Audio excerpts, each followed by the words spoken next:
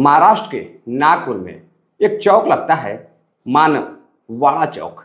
मानवाड़ा चौक के पास 22 मई की करीब दोपहर में एक व्यक्ति, बुजुर्ग व्यक्ति जिसकी उम्र 75 साल के आसपास रहती है, व्यक्ति टहलते हुए सड़क के किनारे से अपनी बेटी के घर बेटी से मिलने के लिए जा रहा था।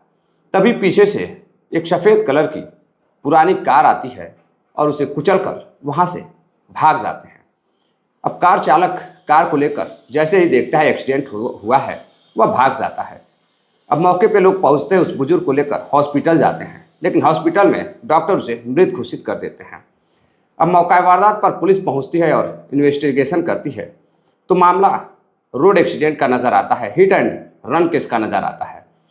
अब police hit and run case करने वाले जिस व्यक्ति ने उस व्यक्ति का, बुजुर्ग का एक्सीडेंट किया था, उसकी तलाश करने लगती है।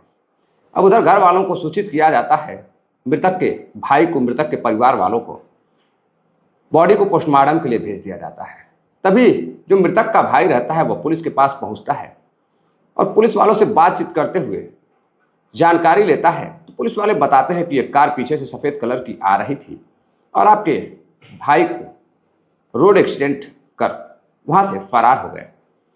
अब मृतक के भाई को कुछ शक होता है, वह कहता है कि देखिए, यह रोड एक्सीडेंट नहीं है, बल्कि मेरे भाई की हत्या की गई है। अब पुलिस जब यह सुनती है कि उसके भाई की हत्या की गई है, अब भाई के कहने पर शिकायत दर्ज की जाती है, हत्या की शिकायत दर्ज कराई जाती है। अब पुलिस जांच पड़ताल करती है और जब पुलिस जांच पड़ताल करती है तो एक ऐसी हकीकत सामने निकल कर आती है जो बेहद ही शर्मसार कर देने वाली रहती है। तो नमस्ते, प्रणाम, मैं आपका अपना विशु राय। आज कहानी उसी बुजुर्ग व्यक्ति की है जो 300 करोड़ का मालिक रहता है। साथियों, 22 मई की सुबह बुजुर्ग अपने घर से निकलता है और अपने बेटी के कमरे पर बेटी से मिलने के लिए जा रहा था। बुजुर्ग व्यक्ति का नाम पुरुषोत्तम रहता है, पुरुषोत्तम पुट्टेवार। कुछ दिन पहले ही उन्होंने रिटायरमेंट ली थी और काफ़ी अच्छी नौकरी में थे, काफ़ी अच्छा खासा पैसा था, एक बड़े स्तर के अधिकारी भी थे। अब वो अपनी बेटी से मिलने के लिए नागपुर के मानवाड़ा चौक चौराहे से गुजर रहे थे। तभी पीछे से आ रही एक कार, सफ़ेद कलर की स्विफ्ट पुरानी कार, पीछे से उन्हें धक्का मारती है और धक्का मारकर वहाँ से ड्राइवर कार को लेकर फरार हो जाता है। अब देखने वालों ने बताया कि काफ़ी तेज़ कार थी, शायद उसने कंट्रोल नहीं कर पाया और बुजुर्ग को धक्का मारकर फरार हो गया। अब मौके पर जो लोग मौजूद थे वह उस पुरुषोत्तम बुजुर्ग को लेकर हॉस्पिटल जाते हैं। बुजुर्ग छटपटा रहा था। हॉस्पिटल ले जाते काफ़ी देर हो जाती है और हॉस्पिटल में डॉक्टर उसे मृत घोषित कर देते हैं। अब रोड एक्सीडेंट का मामला रहता है, पुलिस को सूचना दी जाती है, पुलिस आती है, बॉडी को शिनाख्त कर बॉडी की उसे पोस्टमार्टम के लिए भेज देती है और इधर घर वालों को सूचित किया जाता है।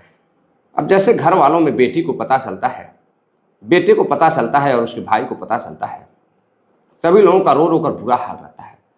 भागकर सभी लोग पोस्टमार्टम हाउस पहुंचते हैं। पोस्टमार्टम रिपोर्ट आती है तो उसमें रोड एक्सीडेंट का जो है, रिपोर्ट में रोड एक्सीडेंट आता है क्योंकि सबके सामने हुआ था।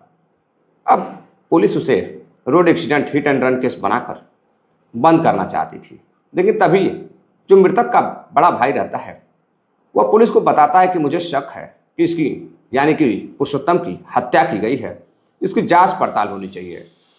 अब पुलिस भी हैरान रहती है कि सबके सामने एक्सीडेंट हुआ है, तो फिर बड़ा भाई ऐसा क्यों कह रहा है कि इसकी हत्या की गई है। अब पुलिस शक के बुनियाद पर लोगों से पूछताछ करती है, परिवार वालों से पूछताछ करती है। जब पड़ोसियों से पूछताछ करती है तो पता चलता है घर में विवाद चल रहा था, संपत्ति को लेकर विवाद था और हो सकता है किसी विवाद में किसी ने पुरुषोत्तम की हत्या कराई हो। अब पुलिस जांच पड़ताल शुरू करती है और पुलिस जांच पड़ताल करते हुए सबसे पहले जो पुरुषोत्तम का एक बेटा रहता है मनीष, वो बहुत बड़ा डॉक्टर रहता है और जो उनकी माँ रहती हैं वो इलाज के लिए अपने ही बेटे के पास रहती थी। पुरुषोत्तम रिटायरमेंट के बाद कभी बेटी के पास रहते थे तो कभी बहू के पास रहते थे। बहू जो कि एक बहुत बड़ी अधिकारी रहती है, क्लास 1 की अधिकारी रहती हैं, उनका नाम अर्चना रहता है। बेहद ही खूबसूरती की धनी अर्चना काफ़ी पैसे भी कमाती थी और घर पर ससुर के पास काफ़ी संपत्ति थी, करीब 300 करोड़ की ऊपर की ही संपत्ति थी। अब इधर किसी दिन संपत्ति को लेकर घर में विवाद होता है। अब बहू को लगता है कि जो उसका ससुर है वह अपनी संपत्ति अपने बेटे को नहीं देगा, बेटे को न देकर हो सकता है कि अपनी बेटी को देगा, क्योंकि बेटी से ज़्यादा लगाव था। इधर बहू का जो है अपने ननद के साथ बिल्कुल भी पटती नहीं थी। दोनों में काफ़ी कांटे की टक्कर रहती थी, दोनों एक दूसरे को देखना पसंद नहीं करते थे। अब इधर धीरे धीरे पुलिस जांच पड़ताल करती रहती है। जांच पड़ताल करती है तभी सीसीटीवी फुटेज में कार का नंबर निकाला जाता है। कार के नंबर से कार के मालिक के पास जब पुलिस पहुंचती है तो पता चलता है कि कार कुछ ही दिन पहले खरीदी गई है और कार की कीमत 1,75,000 लगाई गई थी, यानी कि 1,75,000 में वह कार खरीदी गई थी। और जो ड्राइवर था, जो कार चालक था, उस समय जब पुलिस कार चालक की तलाश करती है, मालिक से पूछताछ करती है, तो मालिक कार चालक का जब नाम बताता है, जब कार चालक का नाम सुनकर पुलिस वाले कार चालक की जब तलाश करते हैं तो एक बड़ी ही हैरान कर देने वाली बात सामने निकल कर आती है।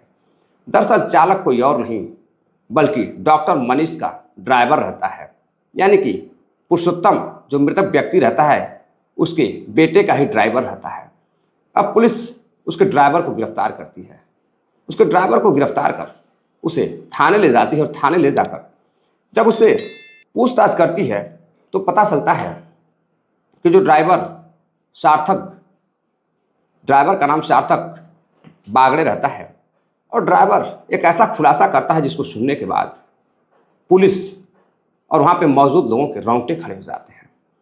ड्राइवर बताता है कि यह कार उसकी बहू ने कुछ दिन पहले 1,75,000 रुपये दिए थे कार को खरीदने के लिए, और बहू जो अर्चना है उसने ही करीब 1-1 करोड़ रुपए में हमें तय किया था कि अगर उसके ससुर की हत्या एक हादसा लगती है और कोई भी पकड़ा नहीं जाना चाहिए।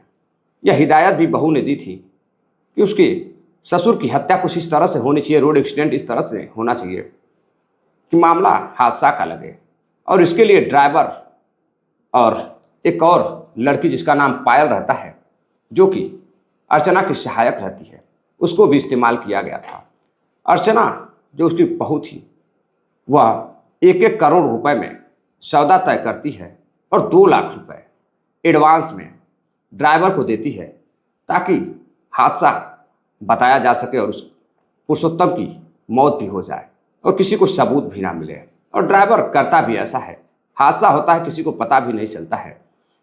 उधर माँ इलाज के लिए अपने बेटे के पास चली जाती है और बहू अपने काम पर चली जाती है, और करीब 1 महीने से अपने ससुर को मारने का प्लान कर रही थी। कई बार रोड एक्सीडेंट करने का काम किया गया लेकिन वह सफल नहीं हो सके। अब ड्राइवर रोड एक्सीडेंट करने के लिए तैयार हो जाता है और उसके लिए 2 लाख रुपए की सुपारी लेता है, और जो डॉक्टर मनीष रहता है उसके 2 साथी जो कि अर्चना के बहुत करीबी रहते हैं उन्हें भी गिरफ्तार किया जाता है, यानी कि इस कत्ल में कम से कम 6 से 7 लोग रहते हैं। जब बात सामने आती है, बहू से पूछताछ करती है पुलिस, उसे भी गिरफ्तार करती है, तो बहू बताती है कि मामला 300 करोड़ का है, संपत्ति 300 करोड़ की है, और उसका जो ससुर है पुरुषोत्तम वह देना नहीं चाहता था। उसे शक था कि वह सारी संपत्ति अपने बेटी को दे देगा। अब इसलिए अर्चना जो उसकी खूबसूरत बहू रहती है उसने प्लान बनाया, और प्लान के तहत सबसे पहले अपनी सहायिका पायल को अपने विश्वास में लिया, उसको 1 करोड़ रुपए देने की बात कही। अब उसके बाद सहायिका जो पायल रहती है उसके ड्राइवर को बुलाती है, मनीष के ड्राइवर को, और ड्राइवर से बातचीत होती है, उसे भी 1 करोड़ रुपए देने की लालच दी जाती है।